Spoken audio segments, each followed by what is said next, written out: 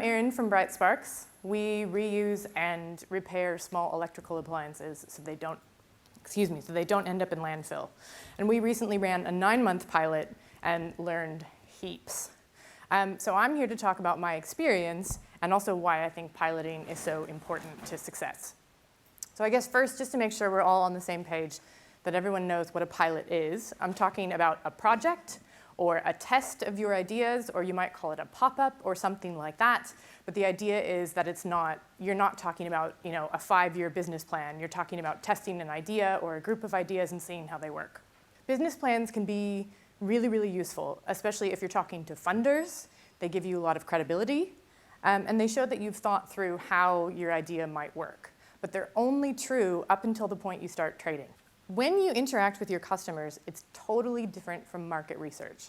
And I'm going to share some of my favorite customer quotes and things that we talked with them about a little bit later on.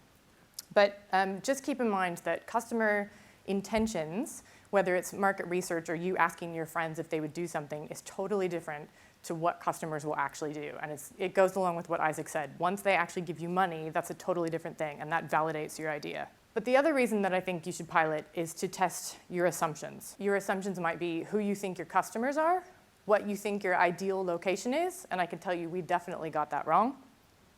If enough people will want to buy your product or service.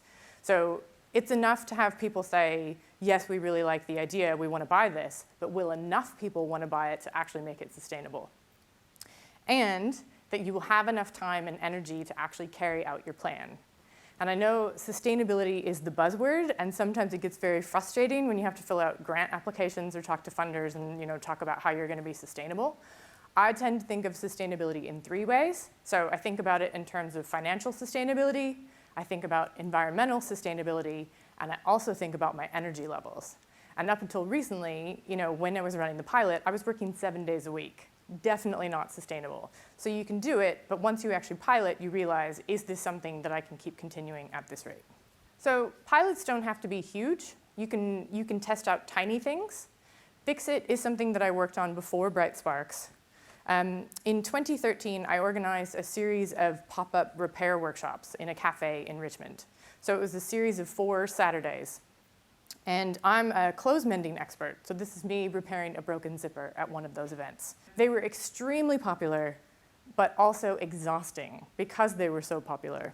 You'll notice this is kind of a theme, actually, in my presentation. So we learned a few things. People were super excited about repairs, and it became a very big social event. And interestingly, the biggest demographic was 20-somethings. I actually taught 20-year-old boys how to sew. Well, not boys, young men, but. And we also learned repairs take a lot of time. So that's really fun when it's a social aspect, but it's not something that you can do quickly. Sometimes you get lucky, but there is time involved in the process. And the most important part is that the electrical repairs can be tricky. And I like, that's not, okay, well. I tend to say that electricity is a lot like snakes. Scary, dangerous, and best handled by a professional. So it's kind of like, how we've got IT people at a lot of our companies, and you go, when you have an IT problem that you can't fix, you just go, take away my problem, because there's this huge gap in knowledge. And it's kind of the same with electrical repairs. It's not something you want to attempt at home. You just don't even try it. So we had quite a few people bring appliances to our repair workshops, but we weren't very successful with those. And I noticed that we didn't have the expertise or the spare parts. And this kind of got me thinking and started me on the path to setting up Bright Sparks. Bright Sparks ran a pilot from August last year to April this year. And we received pilot funding from the Victorian government through the Metropolitan Waste and Resource Recovery Fund, which is basically landfill levies, and also 5 local councils. So we had Moreland, Burundara, Darebin, Whittlesea, and Yarra on board. We gave people 3 options for their electrical appliances. Option 1, they could donate unwanted or broken appliances at our workshop, and we also had 14 donation points that were in those council areas for the partner councils. And once we received the donations, we would either recycle them, sell them, or donate them to people in need. We also ran a paid repair service for people who wanted to keep their appliances going. And we sold good as new appliances. So kitchen appliances, lamps, electronics, all that kind of thing. So we had a few assumptions when we started the pilot. Bright Sparks is actually inspired by another business called Bright Sparks in London that I went and visited. And they had one council as a customer. They had paid a certain amount of money over a 3-year period of time to get it going. And I looked at that and thought that would be very difficult. So I thought, well, what if we had a bunch of councils on board? And I also knew that the sales of secondhand electrical appliances and also repairs wouldn't pay all of our costs. So we needed something else. And so we thought, well, what if we set up donation bins and we can charge the councils for this service and we'll go around and collect from all the bins. We created custom donation bins, which you'll see a little bit later. They were inside, you opened up a door, and they had tubs inside that said, insert working items here or broken items here. So we had people self-select at the time of donation. And that was intended to save us time at the workshop, so we could go straight to the working stuff, not have to test and see if something actually worked. I thought we needed a central location. In my heart of hearts, I was thinking Collingwood, just because of the demographics and the accessibility and all of that. I really thought, we need to make sure people can find out about us so that we can collect as much stuff as possible. And I also thought that I was going to spend Fridays revamping lamps, because I've got a bit of a crafty side, and I thought, well, we can make them fancier and beautiful again, and then we can sell them and make a lot of money. And I can tell you right now, that never happens. I also thought that never in a million years would we ever stop at the end of the pilot. So we had pilot funding specifically, which a lot of people didn't realize, and they were very upset when we stopped. I never thought that we were going to stop either until I actually did it and felt what it felt like to run that pilot. So yeah, worked out a little bit differently in the end. So Bright Sparks HQ opened in August last year in Hadfield, in a building provided by Moreland City Council. Where is Hadfield was the first question on our FAQ page. So we were really worried that nobody was going to come visit. But the first week was a whirlwind. So on Monday, we had a feature article in The Age that was on page 7. And then on Tuesday, we opened up to the public. We had people coming as soon as the doors opened. On Friday, I was on 774 ABC radio, and our website actually crashed because of all the listeners. And then on Sunday, we finished a successful crowdfunding campaign, which I do not recommend launching a business and running a crowdfunding campaign at the same time. That was a little bit nuts.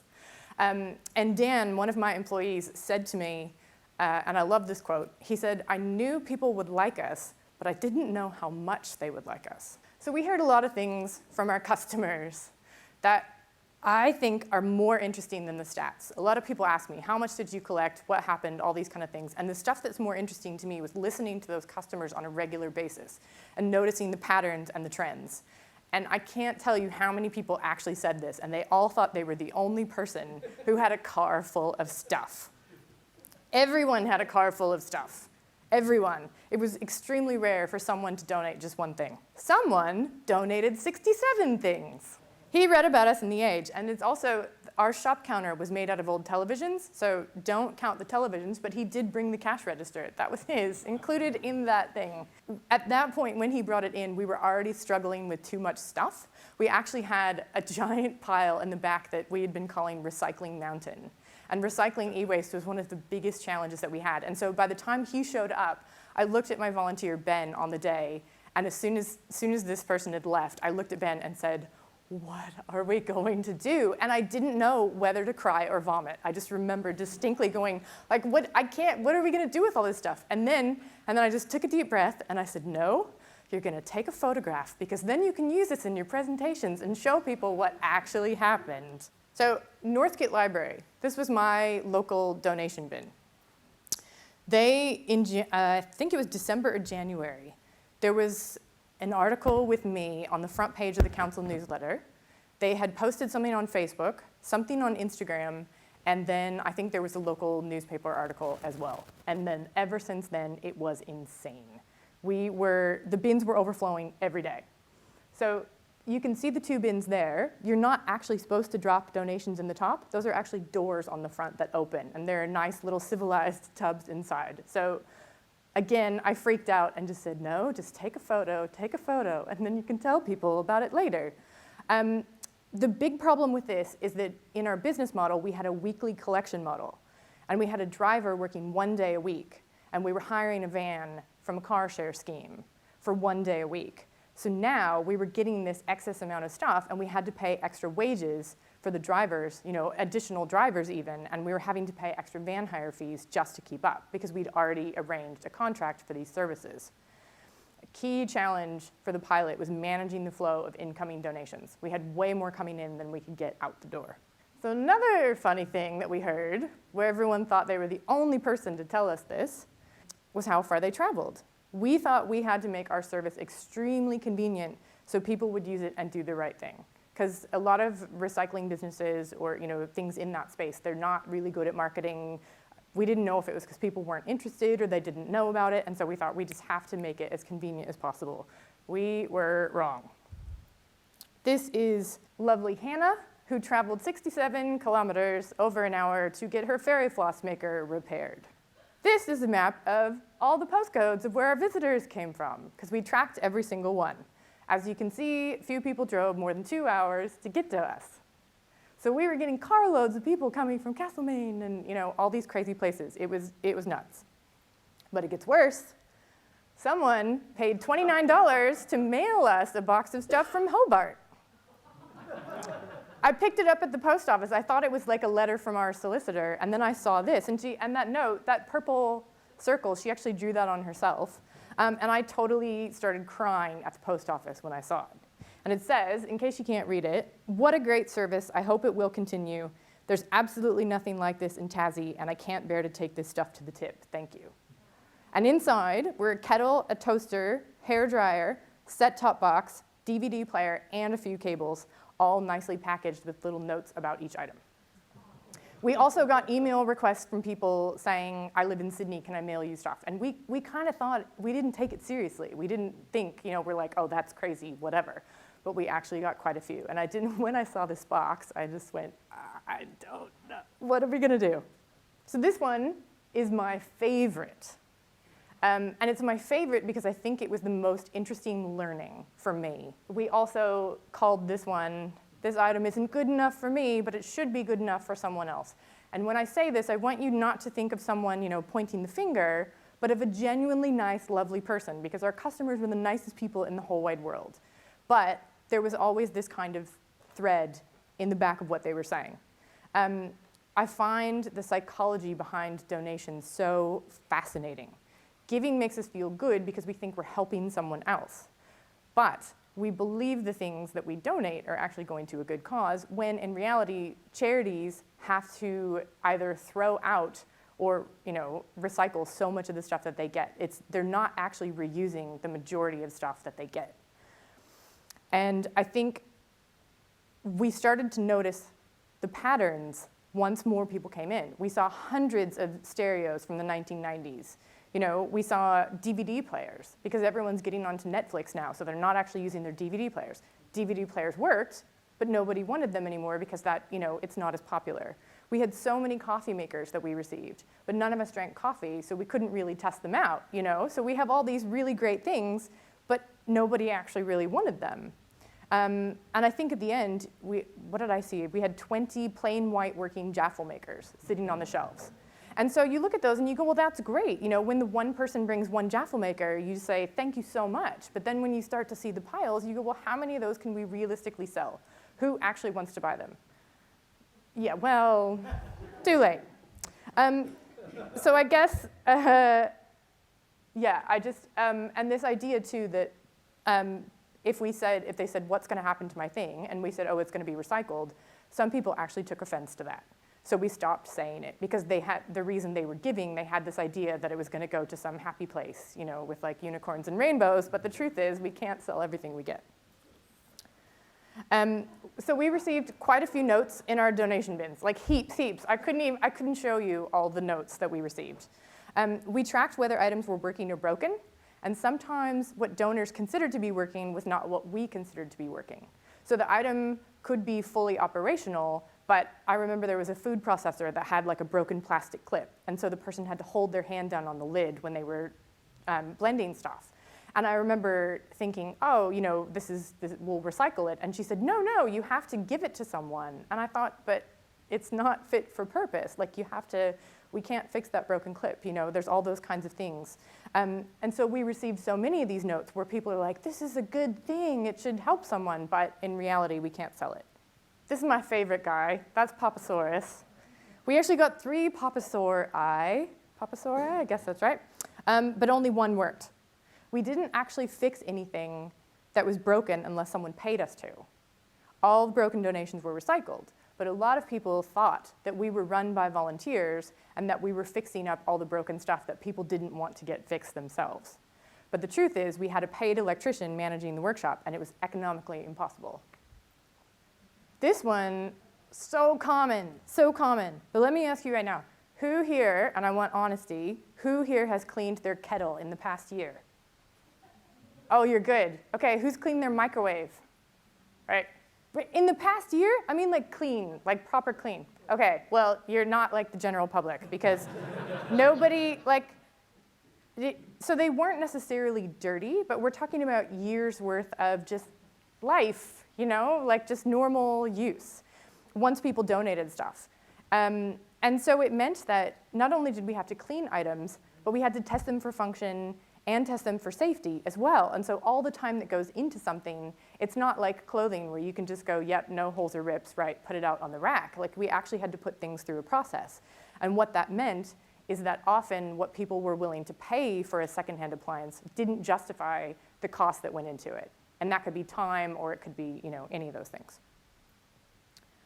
Another thing that we heard was that people had discovered, have any of you heard of Marie Kondo's idea about does this item spark joy? No, then it's gone. So that's a very popular thing right now. And because we're an environmental charity, a lot of people wanted to give us stuff because they thought, oh, at least it's going to the right place. But then those people didn't necessarily want to buy stuff. So we had quite a few people who were kind of lurking at our garage sales going, oh no, I can't. And it was like, that kind of like, oh, I'm on a diet kind of voice. It's like, oh no, I can't, I've just decluttered and I'm getting very basic, I don't need any things. Well, that's great. Or we had the special request. So people would say, oh yeah, I really want to buy a toaster from you, but do you have any 4-slice toasters? I was like, okay, well, yes, 1 out of 80 toasters is 4-slice, so that sold immediately. And then it's like, what do we do with all the 2-slice toasters, So there's this there was definitely a mismatch between the two. Our supporters were definitely more interested in giving us items than they were in purchasing them. And we ended up having to recycle quite a few perfectly good working items. So I made up a funny term called cupboard procrastination syndrome. It was half truth, and also I was kind of having a laugh. And this was based on market research that I had done this was very, very early stages Bright Sparks. And I think actually Steph was with me when we did those polls I think this was Berkeley Square. Yeah, and we asked people a few questions, and it turns out that our survey itself wasn't that great, but we noticed people kept talking about storing stuff in their cupboards and like how much they had and how they didn't know what to do with it. And I'm like, haha, that's a thing, and I started talking about it. Well then, when the Age ran their story, they loved it, and they put that on the front. And it turns out that everyone we met actually suffered from a disease I invented. Just super weird. Like, it was like some kind of bat signal to people to come to Bright Sparks. I don't know. So, location, we could have been anywhere. People would have driven wherever to come find us. We didn't need to be extremely convenient. Sales costs were higher than sales revenue. And recycling e-waste is a massive challenge. There's a reason a lot of people don't do it. And I think people didn't realize it was actually costing us to recycle that stuff that they donated. Most of it got recycled, and there was actually costs associated with that. We did not get any money from scrap. So right now, the scrap market is terrible, and I think that's been the case for the past 18 months. So we didn't get any money from recovering the metals or the plastics or anything else, and we had to work really, really hard to find a reputable recycler who would not charge us to take the stuff and who would also collect on a regular basis. It was extremely difficult. But the last point is the one that I really, really want to emphasize, because people seem to really, really love us, but they weren't necessarily the ones paying for us to exist. And that was a very hard thing to explain at the end of the pilot. And they would say, oh, but I heard you were too popular. Is it true you stopped because you were too popular? And I'd say, well, kind of, but that's actually, it's not the whole truth. And we also felt like we were heading in the direction of becoming a recycler, and we knew that we didn't want to do that. So I am super glad that it was just a pilot and not for the rest of my life. When we stopped, I thought I was going to get quite emotional, but I was actually, I think, 5% sad and 95% super relieved, and I got my life back. Our business model definitely needs tweaking. We're working on it right now. But the reason I'm here today and have a smile on my face is because I'm not running the pilot, and I actually have time to think about all this stuff and go through all the stats. There were quite a few things that I learned once I'd actually crunched the numbers after the pilot. During the pilot, I never would have seen it, and I never would have done it. It wasn't until afterwards that I went, oh my gosh. For example, approximately 40% of the items that we received were known to be working, or at least that's what the donor said. But we were able to reuse less than 10% of it. Now, some of that working stuff was like, fax machines and foot massagers and like weird stuff that you're just not going to sell anyway. But that really shocked me. And it wasn't until after the pilot when I was able to go through the spreadsheets and all the numbers and go, what actually happened here? Like, what are the trends? What did we do? The other thing that's been really cool, and I kind of make a joke about it saying now I get to have coffee with VIPs, but it's really weird. Now people go, oh, you did that thing. I know, I heard about that thing that you did. And so now I'm able to either go, knock, knock, can I have a coffee with you? Or, I've met people who I think are super cool, and I would, kind of scared, like, ooh, does that, would that person actually talk to me? And then they say, oh, I've heard about that thing you did. So it kind of gives me an edge, and it's really, really nice. So I think a lot of people might see what happened, stop being a pilot is kind of like a bit of a failure, but it's actually just the start of a whole other process. It opens up so many doors. So what's next? Well, we don't want to be a recycler, so definitely less focus on recycling. We were actually thinking toward the end, this idea of how do we make the people who love us pay for us? And we decided, well, what if we charged $5 an item for everything that people recycled? And we thought, that's kind of crazy. Would people actually do it?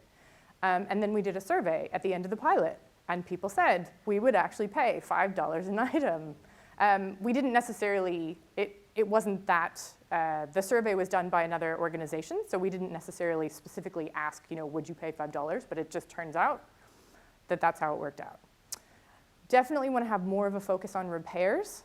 So my kind of dream is to have, I've been calling it Repair Town, where you could come and get just about anything repaired. So that might be shoes, it might be clothing, bicycles, yes, electrical, could be broken furniture, all that type of stuff, but a one-stop shop where you can come and meet, talk to the repair people, and get all kinds of things done. Also, an appliance hiring library. So a place where you could come and maybe pay a membership fee, and you could hire a karaoke machine or a kitchen mixer, all those things that you might not necessarily need all the time, or like a cordless drill. Or someone donated an Atari 2600, which I was very, very excited about. So we've kept that aside. So if you wanted to hire a games console for the week, you could do that. And another thing that we're actually doing is working title of Bright Sparks Repair School.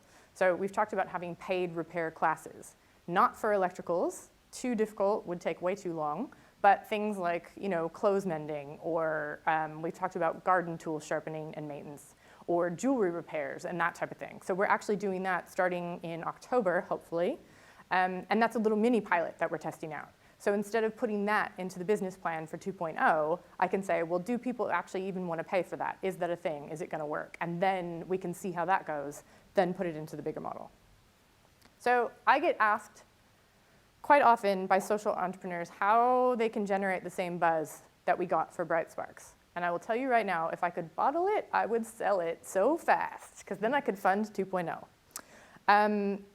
But I do have a few tips, and a lot of this comes probably from my journalism background.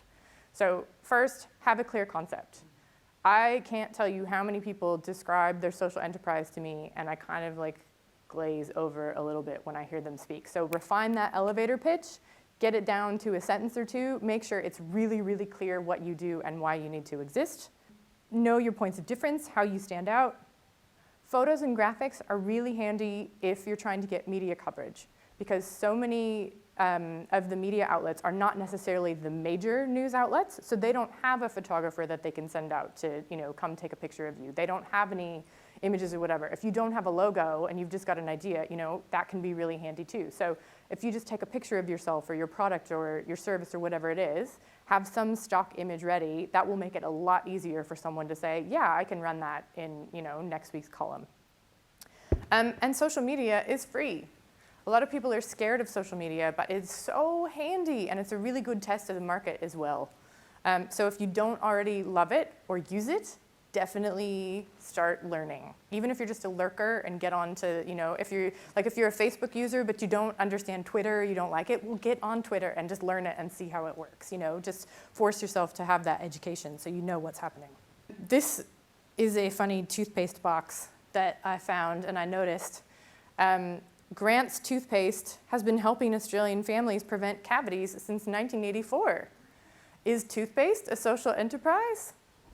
I don't know. Is it newsworthy? I want you to think like a journalist or an editor.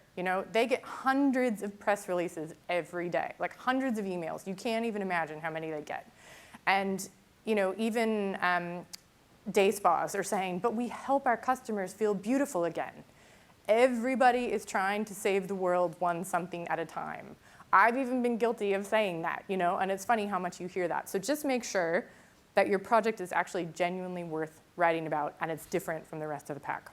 Some free resources that I can recommend if you need to get started, if you don't know how to promote what you're doing. Social media, again, I don't need to mention all the different channels, but they're all useful in their own way. Photos and videos. So I actually have training as a photojournalist, but every single photograph I took for Bright Sparks was done on my phone. We shot our crowdfunding video on my phone. It was pretty funny. You should go check it out if you haven't already seen it. I really like an app called Visco, V-S-C-O. So I use that to edit all of my images on my phone. And the filters are much better than the normal iPhone filters or Instagram. Really good, really easy to use. And you can also copy edits on it so that all of your photos have like a consistent look, if that's something that you're going for. YouTube has a free video editor. So if you shoot a video on your phone, you can upload it to YouTube and you can actually do a few, slightly fancy things, and it's free. If you don't have a graphic designer or you don't want to pay for something, you can actually do it yourself. Canva is free if you've never used that.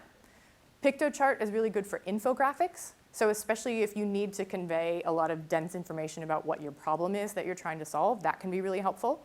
And the images of the funny people with the thought bubbles, that was from a clip art package that I purchased for 25 bucks. It had 300 images in it, and I use them all the time. So even if you can, there's some even cheaper than that. But something like that, if you don't have good photographs of what you're trying to do, or you just started, or you haven't even started yet, and you're trying to convince someone to give you money, that kind of thing can actually go a long way. Also, you don't need to have a fancy website to sell your stuff. You can use platforms that are already out there. So there's eBay and Gumtree. They've each got their own merits. You could use Etsy, Good Spender, which is a social traders website. And a lot of people sell through Instagram. So if you've got something that is very photogenic, people will post a picture and they'll say, this is how much it is, just message me if you actually want to buy it. And that, for some people who are sole traders, that can be very, very useful. So just don't limit yourself to thinking you've got to start this whole operation and have this fancy website. You don't. You can actually start really small and start testing now. And that's it.